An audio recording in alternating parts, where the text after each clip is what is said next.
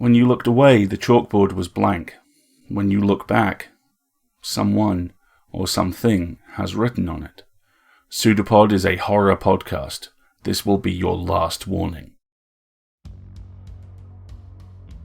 PseudoPod, episode 873, July 7th, 2023. This week's story, A Box of Hair and Nail, by Genevieve Flynn, narrated by J.Y. Tan. Audio production by Chelsea Davis, hosted by Alistair Stewart. Hi everyone, welcome to PseudoPod, the weekly horror podcast. I'm Alistair, your host, and this week's story, audio produced by the amazing Chelsea, is from Genevieve Flynn. Genevieve is a multi-award-winning fiction editor, author, and poet. She is the co-editor of Black Cranes, Tales of Unquiet Women, along with Lee Murray. The anthology won the 2020 Bram Stoker Award and Shirley Jackson Award, and shortlisted for the British Fantasy, Aurealis, and Australian Shadows Awards. Genevieve's short fiction, non-fiction, and poetry have been published in various markets, including Flame Tree Publishing, PseudoPod, Crystal Lake Publishing, Black Spot Books, and Space and Time magazine. Her poetry appears in the 2021 Bram Stoker award-winning collaboration Tortured Willows, Bent, Bowed, Unbroken, and has been nominated for the Pushcart Prize, and the Elgin, Riesling, and Australian Shadows Awards. She is a recipient of the 2022 Queensland Writers' Fellowship, and you can find out much more about her online. We will include the links in the show notes. Your narrator this week is J.Y. Tan. J.Y. is a Malaysian Chinese writer and freelance translator, an alumnus of the 2023 Futurescapes Writers' Workshop. Her short stories have appeared in 3 consecutive volumes of the Nutmeg Zine series, as well as the Nutmeg Homegrown anthology. She also co-curated a reprint anthology titled The Best of Malaysian Writing in English 2010 to 2020 in 2022. Currently, she is trying to get her first novel published before she gets distracted by another shiny plot idea, with mixed results. So, without further ado, whatever you do, don't answer the door, because what's behind it is a true story.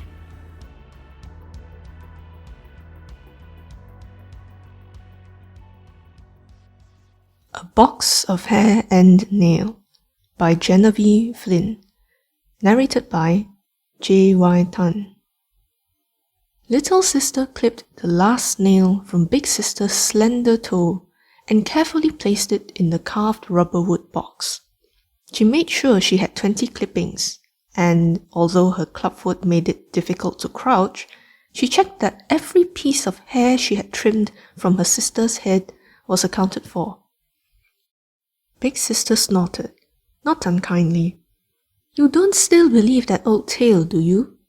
She examined her reflection in a pocked mirror on her bedroom wall.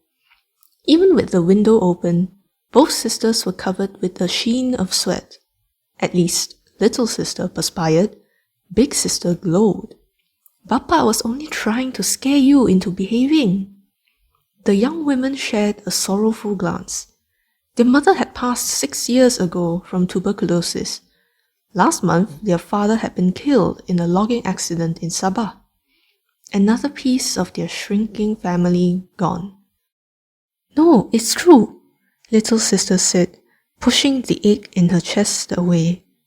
"If a man steals your hair and nail clippings, he can take it to the bomoh and have him cast a spell on you. Then you'll be under the man's control. You'll have to be his wife forever." "I will be no one's wife," big sister said with a sniff. "I don't care what magic the shaman does." She shrugged out of a slip and pulled on the brightly coloured top and skirt of her kebaya. It was much more form-fitting than their father would have allowed. She swept her thick, glossy hair up into a bun and applied a slick of lipstick. She grinned and headed for the door. "My life is going to be only kissing and fun." Little sister watched as big sister walked along the path that led to the village, her hips swaying with each step. Any number of suitors would be awaiting her presence at the dance. Little sister never went. No one could see past her deformity. She only ever left the house to visit the wet market or to buy fruits and vegetables. As big sister rounded the bend and disappeared from view, the bushes behind her parted. Little sister stared, breath held. There had been wild boars in the area lately. They could be dangerous if meddled with. A thick-set, bow-legged man emerged. The Bomo. Little sister frowned. Had she summoned him with her talk of love magic? What if he had overheard big sister's disparaging words? She watched as he crept after her. Prickling cold ran down little sister's spine. Even from her position at the window, she could see the avarice on his face. The next day, the Bomo appeared at their door. "Is big sister home?" His smile was open and sunny. Little sister had no good reason to refuse him. He was respected in the village. It was said he had followed someone beyond the edge of death and lived to tell the tale. She kept her face smooth as she nodded and stepped aside. His gaze lingered on her as he entered their house. Then his eyes dropped to her twisted right foot, and distaste crossed his face. "Who is it?" Big sister called. The Bomo's expression cleared as she entered the living room. "Oh, Tuan," Big sister said, using the honorific reserved for people of high regard. She dipped her head. "How kind of you to visit us." The Bomo settled himself in a chair and stretched his bandy legs out. "Tea," he said to little sister. "Barley water if you have it. Not too sweet." Little sister hesitated for a second. Then at big sister's scowl, she hobbled into the kitchen. "My condolences, big sister," his voice rumbled from the living room. "It must be difficult for you to manage. Now you have to look after a cripple on your own." "She's more capable than you know." Big sister's voice was low and firm, and little sister's heart swelled. The Momo chuckled. "Still, without a father and no husband, it's hard, yes?" Big sister made no answer. "I find, despite my position, I am without a wife. I think we could come to a sensible arrangement." "Arrangement?" Little sister slowed her stirring. She had put double the sugar into his barley water, and it was taking a long time to dissolve. "Yes, you need a husband, and I need a wife," he continued.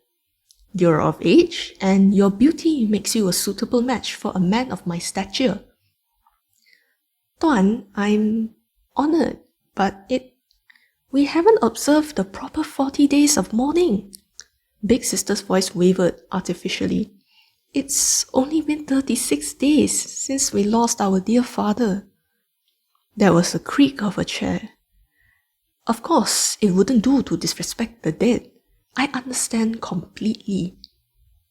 Little sister peeked out from the kitchen as the Bomo walked to the front door. He turned and smiled. This time, it was as dark and laden as a monsoonal storm cloud. "I'll return the day after tomorrow."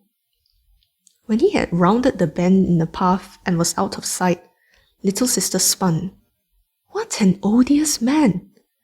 Big sister sighed. "But he's right. Without our father or a husband for me or you, we are at the mercy of fate. We still have some of the money Bapa left us, but that cannot last forever. And my work pays so little." Her dark eyes glistened. "I make light that I will never marry, but we both know I must." Little sister took her hands and squeezed. "But it's so unfair. He'll use magic against you." "Oh, little one, you and your superstitions." Big sister squeezed back and smiled sadly. "He won't need to. Now that he has announced his intentions, no one else will dare to come forward."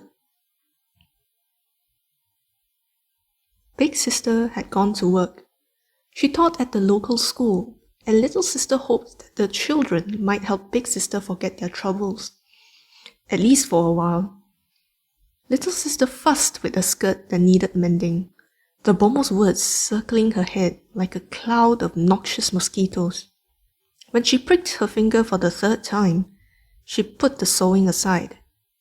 She had to take precautions.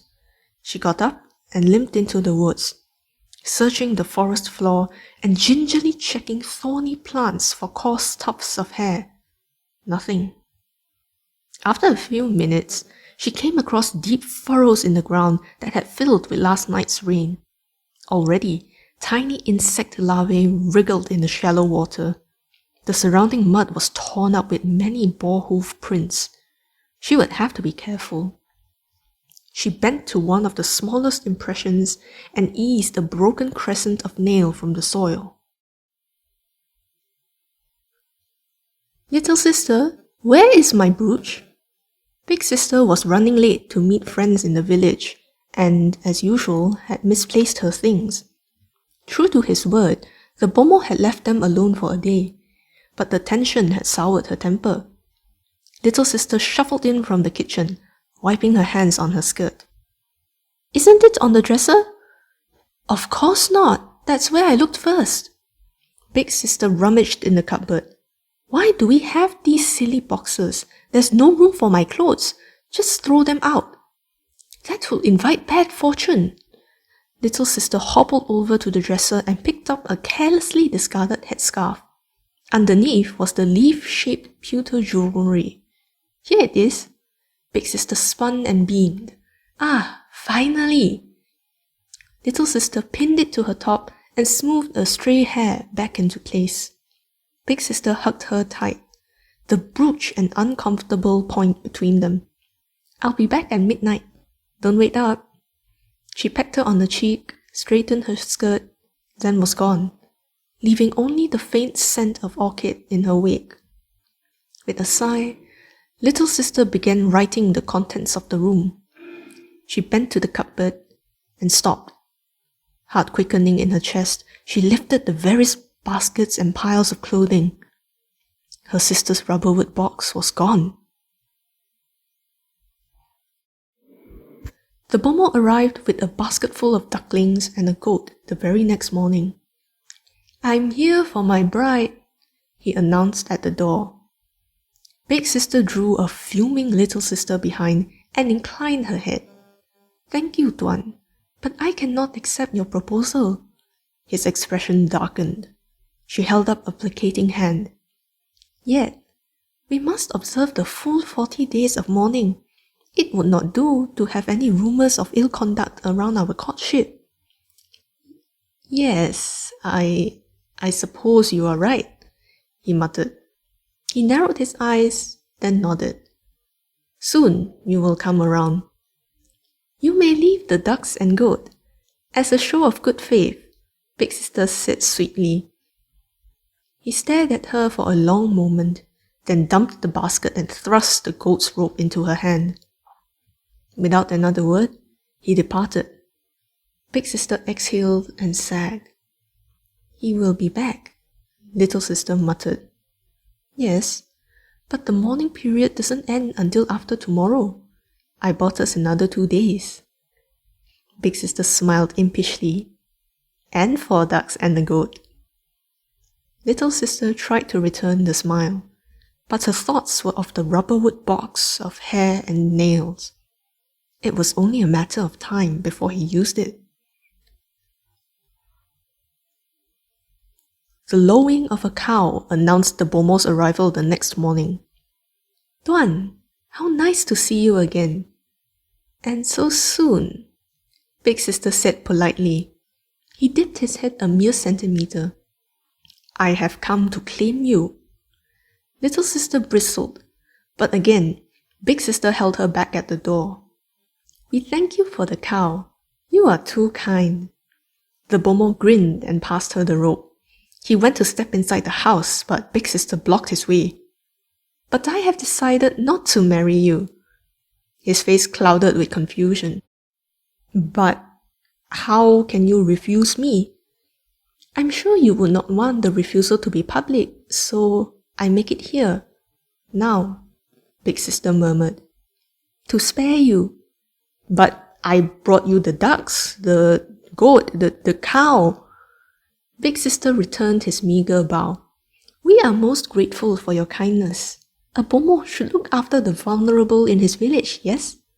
With these animals, we now have enough to survive. All will know of your generosity, and that you asked for nothing in return." He huffed and spluttered, mouth twisted with all the things he wanted to say. "You'll change your mind," he snarled. "Just wait and see." He spun on his heel, stormed down the path, and disappeared. A furious hammering startled little sister from her troubled dreams. She tugged on her house dress and hurried to the front door. Big sister had gone out with friends for the night. What if something had happened to her? Little sister swept the door open and gasped.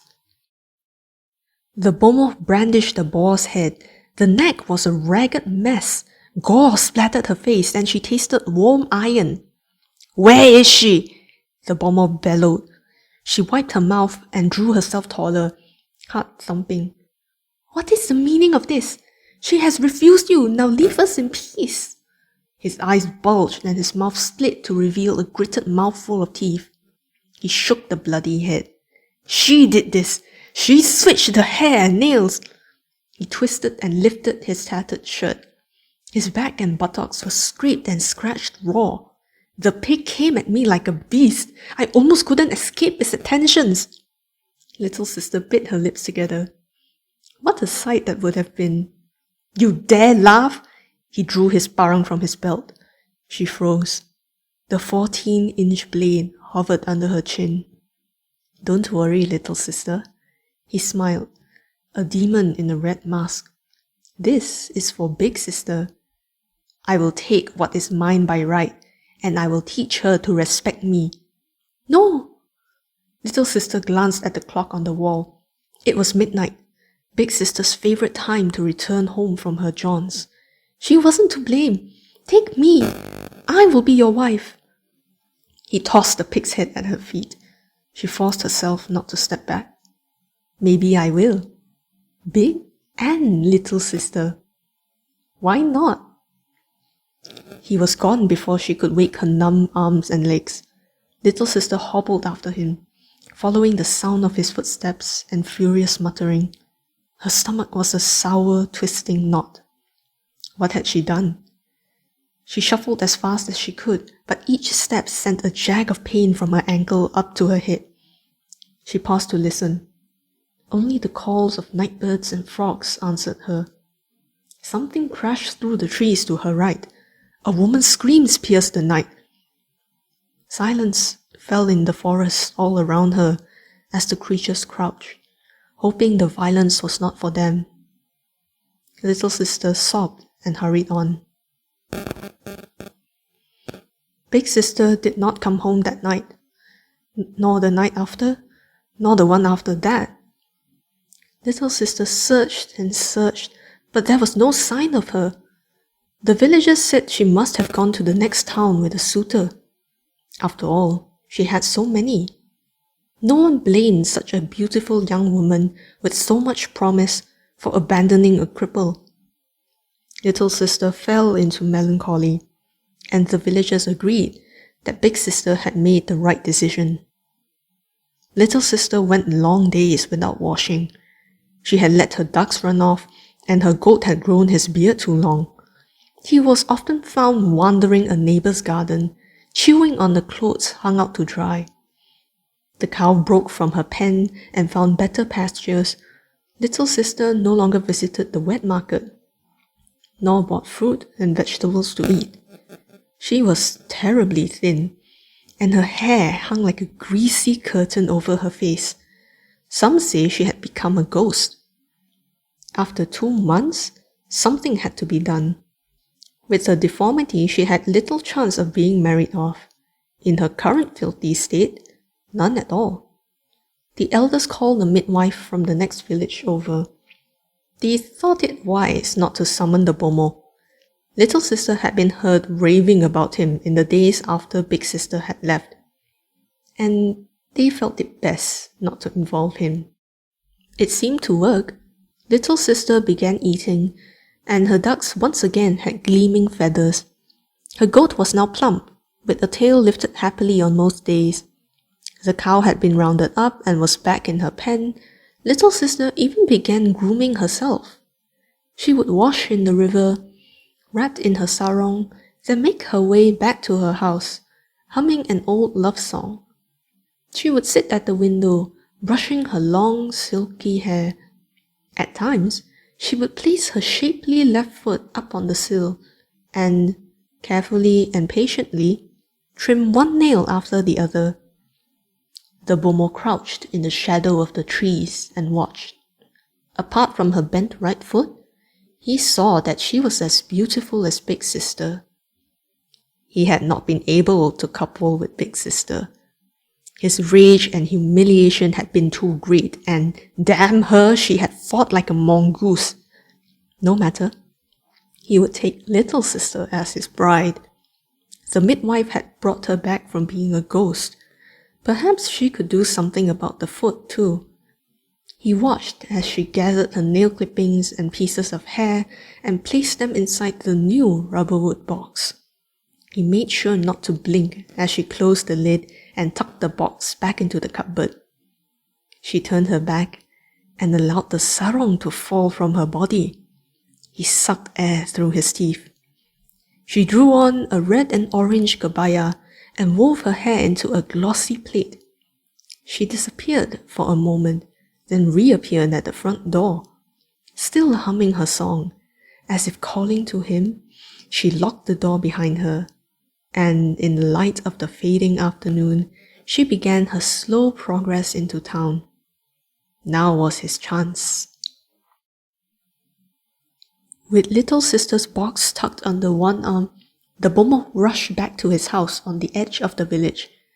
The sight of Little Sister, her smooth and naked back framed in the window, had inflamed him, and he could not wait a moment longer.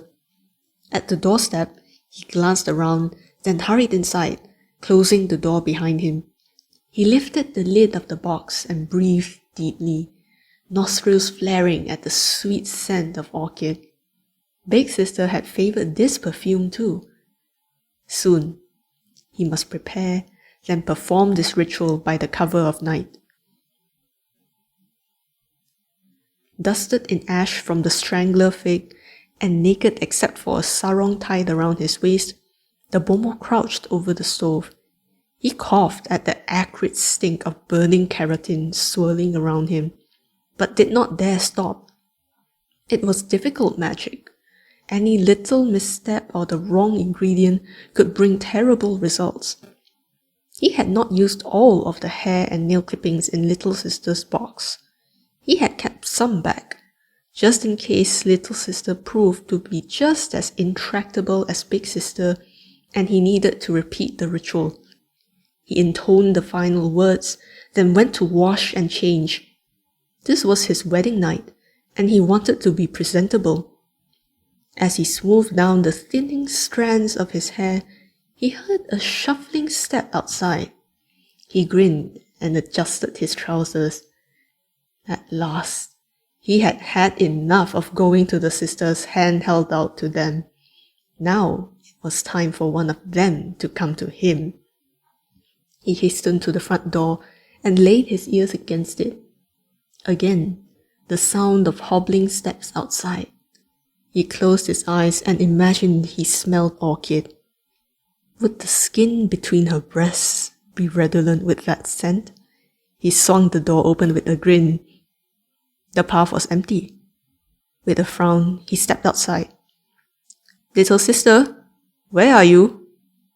The hiss thump of a dragged foot sounded around the corner of his house. He saw the flutter of long hair in the darkness. Then it was gone.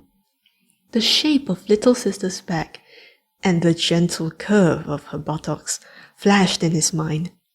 His pulse quickened. He circled after her. His thump. This time it was from inside the house. With a chuckle, the bomo spun and hurried in after her. He peeked into the kitchen, the living room, the first room. No Little Sister. The game only set him afire. His thump, the squeak of bed springs from his bedroom. He began stripping off his coat and shirt. He pictured her in his bed, Her lovely hair spread out around her. That awful foot mercifully hidden beneath the sheet. He yanked at his clothes, hopping from one bandy leg to the next in his hurry to pull his trousers off. Why had he bothered with so many garments?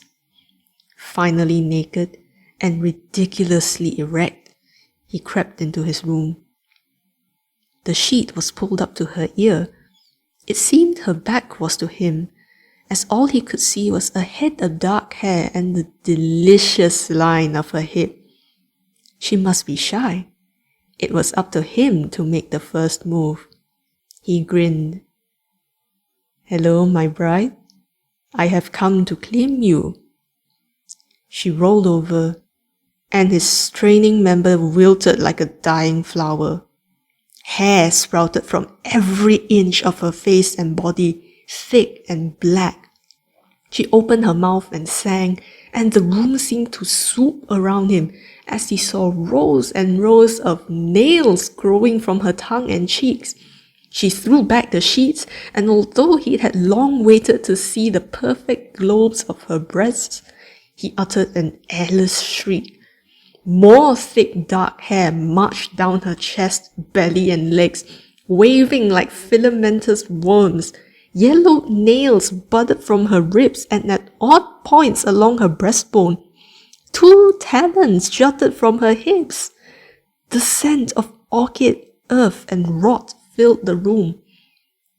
And all along Big Sister's body were the gaping wounds from his parang, crusted with the soil he had piled over her corpse.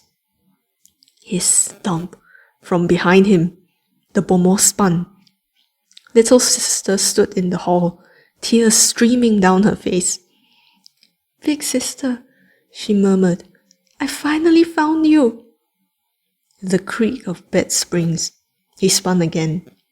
Big Sister had risen and her arms were held out, beseeching, her milky eyes fixed on him.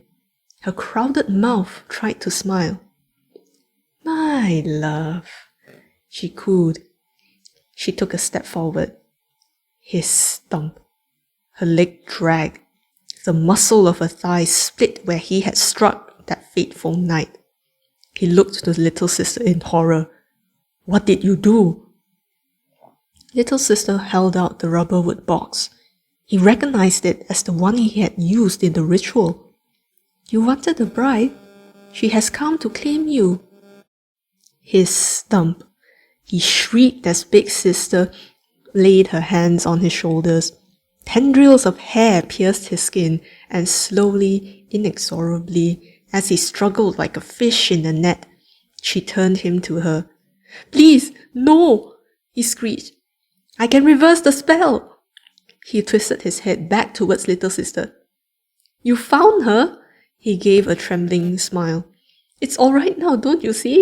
I helped you find her, that's all." Big Sister pursed her lips and drew him ever closer. More thick strands of hair burrowed under his skin, and he wailed. "I gave you ducks, and the goat, and the cow." His words were swallowed as Big Sister lovingly pressed her bristled lips against his. His eyes bulged and rolled as her tongue thrust into his mouth, razor nails along its length slicing into his. He thrashed and pummeled her, but she only sighed and embraced him tighter and tighter. Hair began to envelop them both, speckled with ochre-coloured nails. Some thick, some slender and delicate. Around and around the cocoon wove. With a thump, the nest of hair toppled and lay twitching. Little Sister shuffled closer. The bomoh's single, wildly rolling eye sought her out.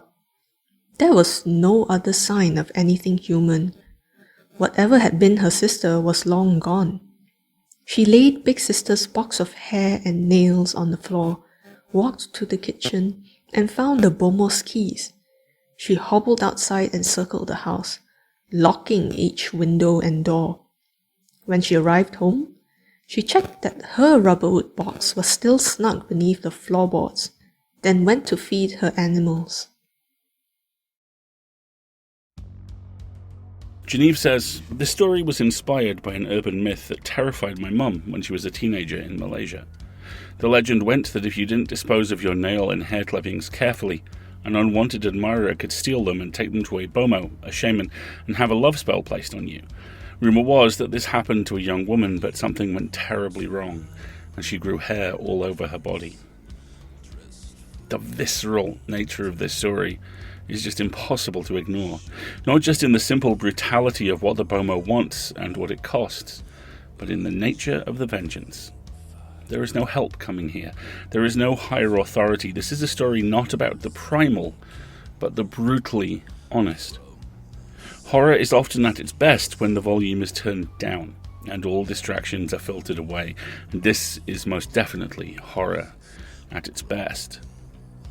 Not just in the events of the story either, but in the way physical presence and the subversion of it is both used and weaponized. The joke at the start becomes the horrifying means of balancing the scales at the end. The image of nails growing everywhere, of life gone feral to survive, death gone feral and ravenous, is so powerful because it's so complex and yet so simple.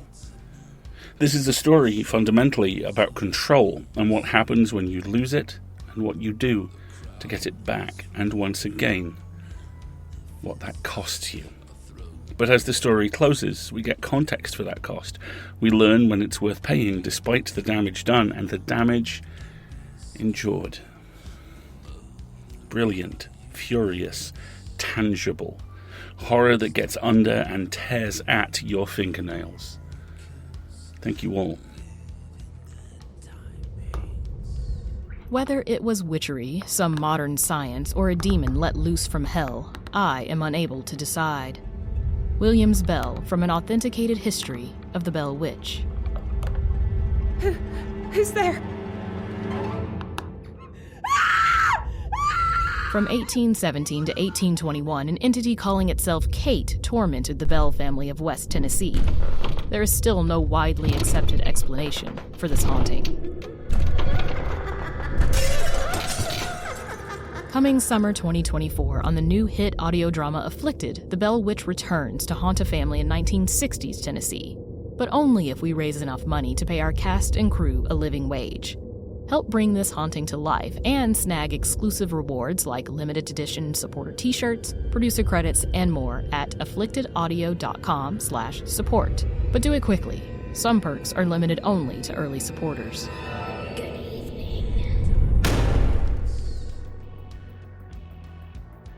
We rely on you to pay our authors, staff, and cover our costs. Right now, as you are probably unfortunately aware, there is a recession, a pandemic, and yet here we are, making art for you.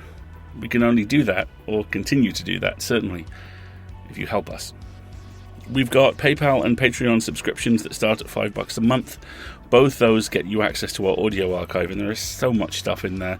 Russian spies once tried to steal from it and were stopped by an aging archaeologist. You're welcome for the moderately topical joke.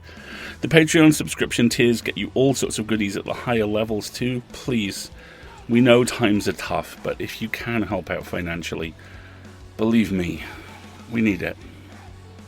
If you can't help out financially, we understand completely. And please, if that is the case, perhaps you could consider talking about us. It helps a lot too. If you liked an episode, please link to it, or blog about it, or leave a review on your podcatcher of choice. Discoverability really helps. And it's something you can do. And if you do it, if you can financially support us, or support us through word of mouth, we can keep doing this. PseudoPod is part of the Escape Artists Foundation, a 501c3 non-profit, and this episode is distributed under the Creative Commons Attribution Non-Commercial No Derivatives 4.0 International License. PseudoPod returns next week with Flash on the Borderlands 67, Ichthyik, with stories from Michelle Muensler, Anna Madden, and Antoinette Ryder. Narration by Tina Connolly, Lisa Wood, and Austin Malone. Audio production, once again, by the incomparable Chelsea. And hosting, once again, by me. We'll see you then, but before we do, PseudoPod wants to remind you that Becky is resourceful, and Becky is vindictive, and you just killed her only living relative. We'll see you next time, folks. An arm appeared from nowhere on the shape, seemingly projected like the pseudopod of a protozoan. It's a pseudopod. It's a big foot. It's all about podcasts these days.